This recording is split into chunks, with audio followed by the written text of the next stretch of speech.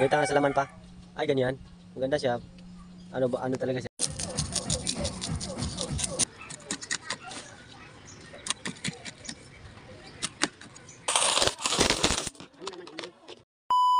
Bago nga pala guys, eto nga lumabas na ako ng bahay at para tignan kung may isda na at may mga gulay. Wala pa ngayong gulay at isda guys, kaya eto muna yung karito natin asikasuhin natin. Ilalabas na natin to para mamaya ay hindi na natin ilabas. Kukunin ko na nga rin pala yung mga gamit ko sa pagtitinda para mamaya hindi na namin kunin. At para na rin din kami tanghaliin ngayon dahil wala pa naman yung mga isda at gulay. Ilalagay na rin natin yung mga gamit dito guys sa kariton para mamaya ay hindi na natin kunin dito sa bahay. Kukunin ko na rin pala yung gunting at basahan guys para isahan na nga lang. Siyempre yung timbangan huwag natin kalimutan. Pagkatapos ko nga dito guys ay dadali na natin tong kariton dun sa pwesto natin. Saktong-sakto nga guys pagkapunta ko nga dito sa gulayan ay may mga gulay na nga kaya namili na rin ako. Kumuha na rin pala ako ng gulay Tagalog guys pati marikado. Siyempre hindi mawawala yung mga gulay Bagyo natin. Kaya namili na rin ng carrots dito, patatas at sayote. At pagkatapos ko nga guys dito sa mga gulay guys, diretso na doon sa isdaan at para makapamili na rin para hindi kami tangaliin ngayong araw. Ayan na pala yung mga gulay ko guys, tapos nakalimutan ko nga pala yung sitaw natin kaya nanguha na rin ako.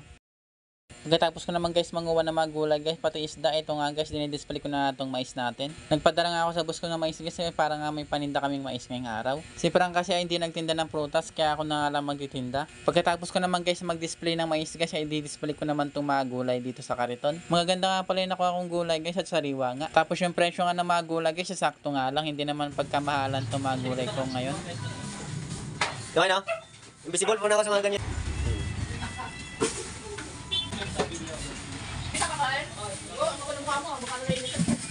Bayan natin magtungkoy. Hindi, 199 lang. 200 ba sasaktan? 200, 199 lang. Ay, ganito tayo sa Algod. Wala, yung almagod niya sa mga matangin na sa At pagkatapos ko naman guys mag-display ng mga gulay guys, i-display na natin yung mga isda natin. Ito nga guys, yellowfin guys ay sobrang lalaki nga. Ang gagawin pala natin dito guys ay hiwa-hiwain nga natin para makapili masuki natin. Tapos yung bentahan ko nga pala sa islas ng yellowfin guys, yung laman niya ay 280 pesos nga. Wala na kasi silang tatanggalin na hasang guys at linis na nga yun. Pero kung kukuha nga sila ng buwan guys ay 220 pesos nga per kilo. At hiniwa ko nga guys yung dalawang yellowfin at eto nga guys, sobrang ganda nga ng yellowfin natin ngayon. Hello guys, so yun, alis na kami. Yan, mga panda namin guys. So tara, let's go. Papaubos natin ito ngayong araw. Yan, ganda ng paninda natin. Tara, let's go guys. At nandito na pala kami sa masuki namin guys. Dito nga si nanay kumuha nga ng manok. At yung kinuha nga lang pala guys si nanay dyan guys ay yung pityo nga. Medyo marami pa nga daw sila ng manok kaya konti nga lang kukunin nila. Si Frank na nga lang yung pinachat po guys kasi nga inaantok nga siya pag wala siyang ginagawa. Kapag nagbibideo kasi si Frankie guys ay tinatamad nga siya at inaantok nga. May ano ka ba? Mga jealous. Meron po. Hindi ka naman. Meron din po. At eto na guys yung mga nakuha ni nanay guys ay kumuha nga siya ng karos at kalamansi. Naka 200 plus nga rin pala si nanay. Dito naman guys kumuha nga si Suki ng bangus. Tapos si nanay naman ay bangus nga rin kinuha niya. At syempre nga guys hiwain lang natin to at linisan nga. Kasi nga para hindi na sila maglinis. Hiniwa ko nga lang pala to guys sa walo guys para nga sakto nga lang yung laki niya. Oo, karate. Pero pag ganyan mas maliit yan, tain mo lang yan lahat ang pinapagawa ko. Kasi maraming bago at saka ko ilagay ang isda. Para lagaw siyang maluto ang suka. At ito na guys yung pangalawang bangus na nilinisan natin guys. Ito nga pala yung kinuha ni nanay guys, 160 pesos nga pala. Tapos yung kanina nga guys ay 195 pesos nga. Medyo maliit nga lang itong kinuha ni bangus ni nanay guys kumpara kanina sa iniwa ko. At dito nga guys maghiwa na naman tayo ng yellowfin guys kasi nga naubos na yung yellowfin natin na nakadisplay. May bumili kasi sa atin dito guys yung laman ng yellowfin kaya nga maghiwa tayo dito. At dito nga guys nalito nga ako guys kasi mapalikpik ng mga yellowfin guys ay nilagay ko nga dun sa batya. At ayun nga guys tawan-tawa ako kasi nga iba yung nasa isip ko ngayon. Tapos nga guys hiwain nga lang natin to guys na maninipis guys para nga makapili masukin natin.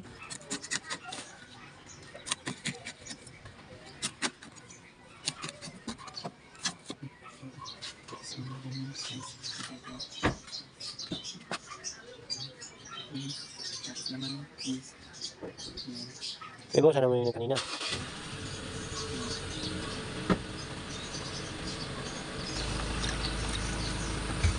Dito naman guys, ang hiniwa ko ng yellowfin guys ay kinuha nga ni nanay. Kumuha nga rin pala sa talbos si nanay. At ito nga guys yung yellowfin natin ay konti na nga lang din. Tapos yung mga binayad nga pala sa akin dito ni Suki guys ay matig 20 pesos nga.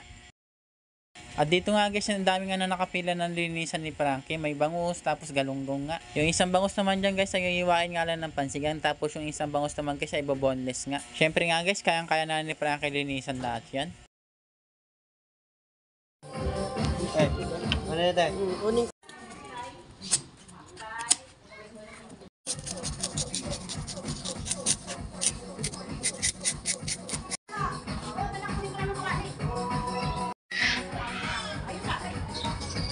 Na, tanggal natin yung tinik doon.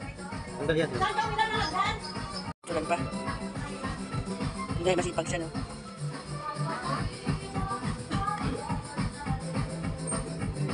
At ayun nga guys, natanggalin na lang ni Frankie yung malaking tinik. Tapos okay na nga yan guys. Medyo natanggal nga lang si Frankie mag-boneless ng bangus guys. Kasi nga hindi pa siya masyadong marunong. At andito na pala kami guys sa Panahon Subdivision. Tapos mag-iiwa nga ulit kami ng yellow pin para may pan-display kami dito. Ano na? Sa ano pa? Sa laman. Wait nga sa laman pa. Ay, ganyan. Maganda siya. Ano talaga siya?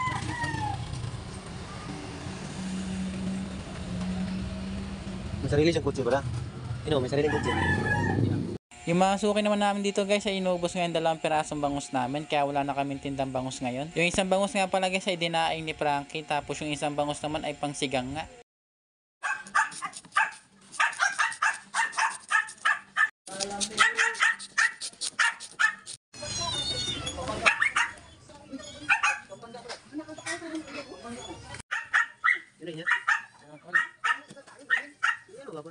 Dito naman guys, kumuha ng suki namin guys ng manok at baboy. Na-chop-chop ko na rin kay Frankie nga para hindi na mag-chop-chop si Suki. Pang adobo nga pala yung chop-chop nito guys. At naki-500 nga rin pala si Suki dito guys na kuha sa akin ng manok at baboy. Kaya nagpapasalamat nga pala kami kay Suki.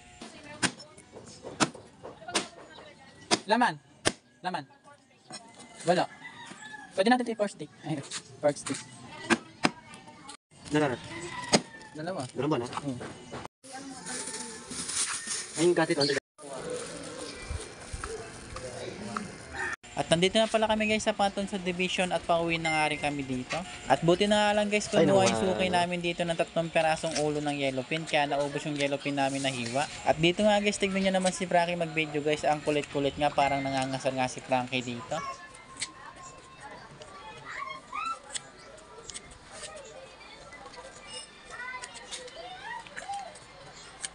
At yan nga guys, pagtapos nga namin dito, pauwi na rin kami. Yung matira nga namin guys ay medyo marami pa. Tapos yung isda namin guys ay konti na lang din. Sa nga lang pala natira natin guys, medyo marami pa yung mais natin guys. Tapos yung isang yellow pin naman guys ay pang ulam nga natin yan. Ayun lang guys, maraming salamat. Don't forget to like and share. Kita-kits sa next video. Bye bye!